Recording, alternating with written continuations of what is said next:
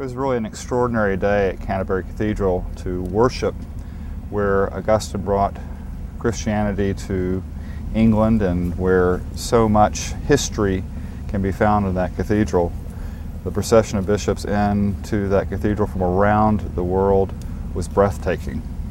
I think our worship was deepened there today because we'd been in the cathedral for 2 days for retreat with the Archbishop of Canterbury. So it really was what the Dean of Canterbury said to us. It was really a home for the Anglican Communion and a home where we could worship together today.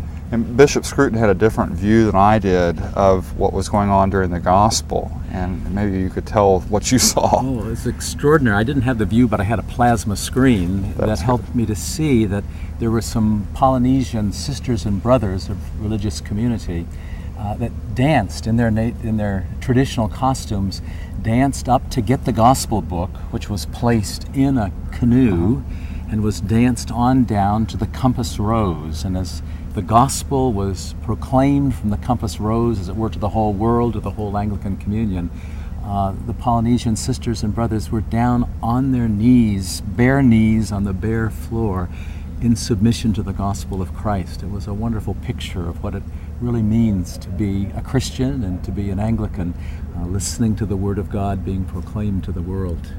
And then the Bishop of Colombo, then from Sri Lanka, then went and preached an extraordinary sermon where he talked about our mission in a broken world, even as a broken church, how we needed to be looking into ourselves, being reflective, which is exactly what we had done in our retreat for 2.5 days, but to build on that, to be truly an inclusive church, but not to forget that we also need to be a prophetic church. And I was struck by his calling to us that sometimes when we're prophetic, we are relentlessly redundant in that. We need to say the same thing over and over again because it needs to be heard.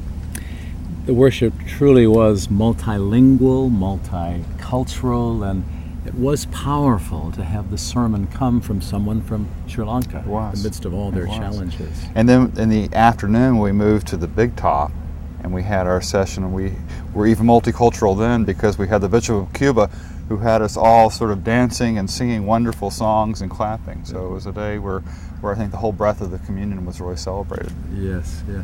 This afternoon, though, was a major shift because we've been centered in prayer and silence, worship, retreat. But this afternoon was laid out before us the consultative work of the conference that is before us. Mm-hmm. Absolutely. And then we had the Archbishop's address, and it began with him sort of jokingly saying that he would be a brief bishop in his comments, and not because of the brevity, but I think because of the pastoral care that he had given to the community of bishops and the trust he'd built in these first days. The bishops, really led by the American bishops as I could see it, stood in affirmation and applause with a standing ovation. Yeah, all the bishops were there, and it was clear that the Archbishop of Canterbury has earned the pastoral trust of all the bishops that are gathered here, and the respect in his leadership. He went on from there to talk about, given the real challenges before us in the world and the real challenges in the Anglican Communion, that there's a need for us to find renewed structures for the Lambeth Conference and for the Anglican Communion.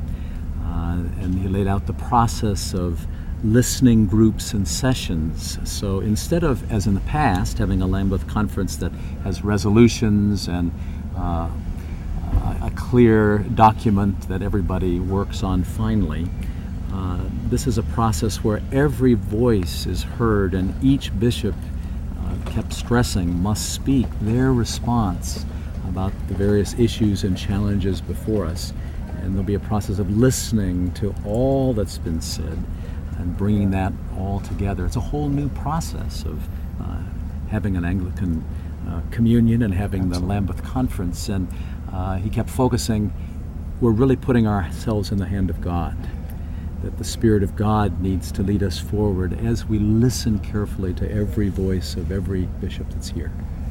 And in a sense, we had modeled that listening to God in our 2.5-day retreat, and he had modeled that for us, given us a sense of his own listening listening to the voice of God, and then how he has listened over the years of his time as Archbishop of Canterbury in the communion, and encouraging us to listen to each other just as deeply and just as completely.